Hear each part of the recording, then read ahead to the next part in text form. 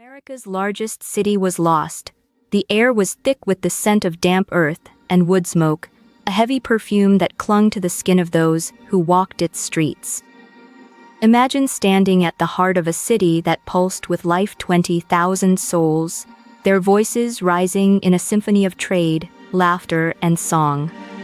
This was Cahokia, a metropolis that once sprawled across the fertile floodplains of the Mississippi River, a place where the land itself seemed to breathe with possibility.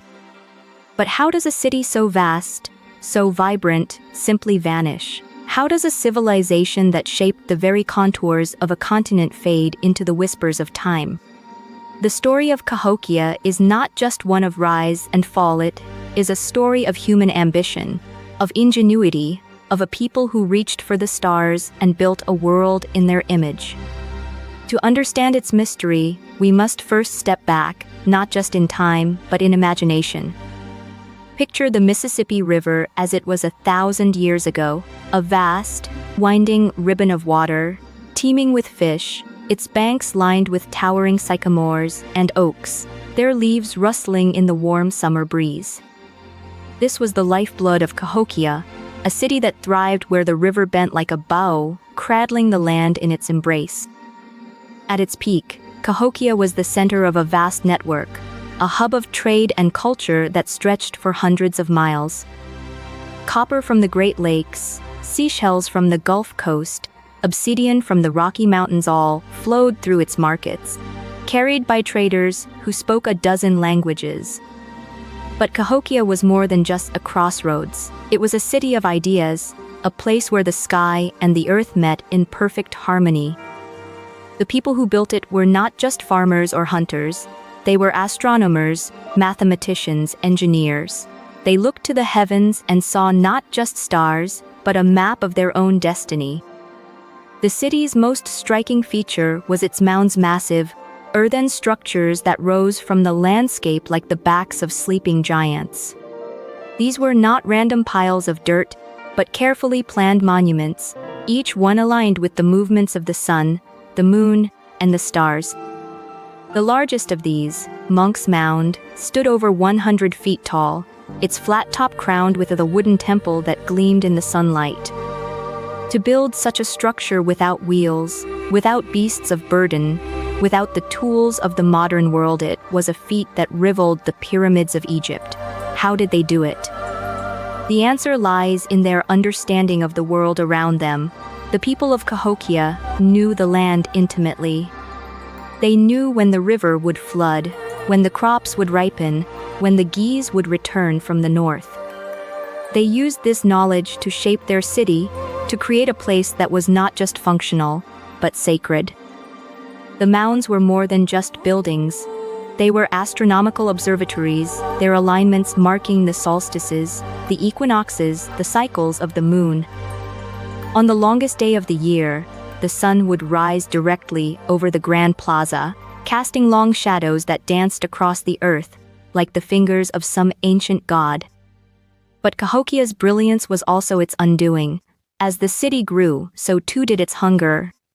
The forests that once stretched unbroken to the horizon were felled, their timber used to build homes, to fuel fires, to construct the very mounds that defined the city.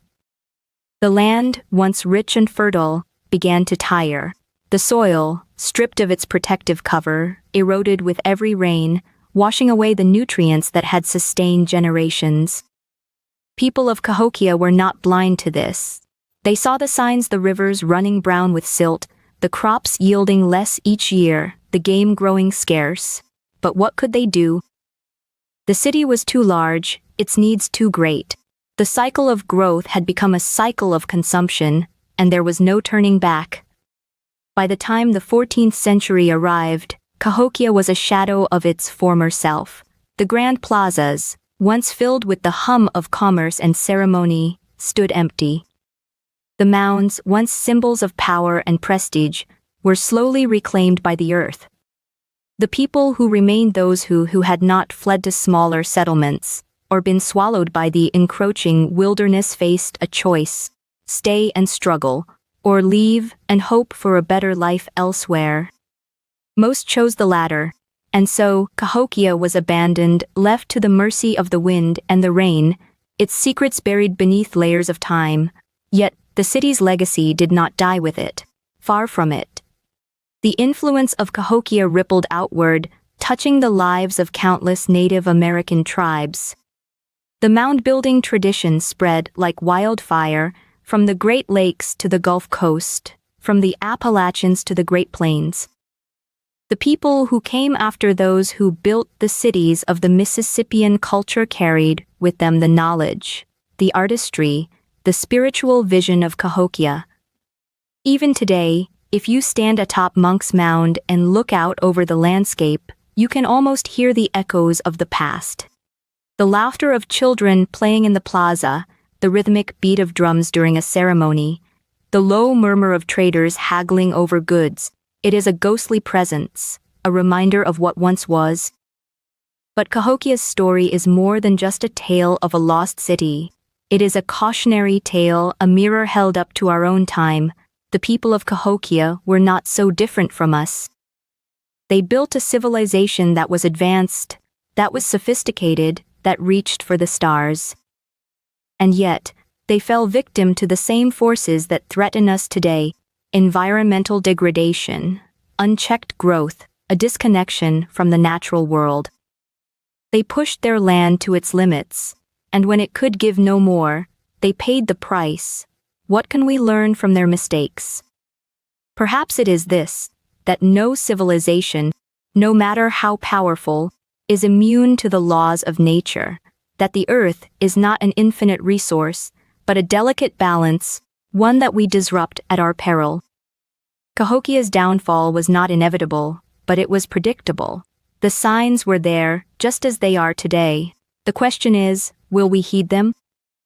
As we walk among the ruins of Cahokia, we are not just exploring the past, we are confronting our own future. The mounds that stand silent today were once alive with purpose, with meaning. They were a testament to what humanity can achieve when it works in harmony with the world around it. But they are also a warning, a reminder that even the greatest cities can fall, that even the most advanced cultures can fade into obscurity. The story of Cahokia is not over. It lives on in the land, in the stories of the people who came after, in the lessons it has left behind.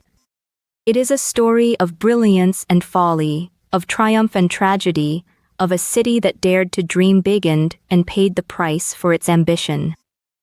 As we delve deeper into the mysteries of America's ancient civilizations, let us carry these lessons with us. Let us remember that the past is not just a record of what was, but a guide to what could be. Explore the untold stories of America's ancient civilizations.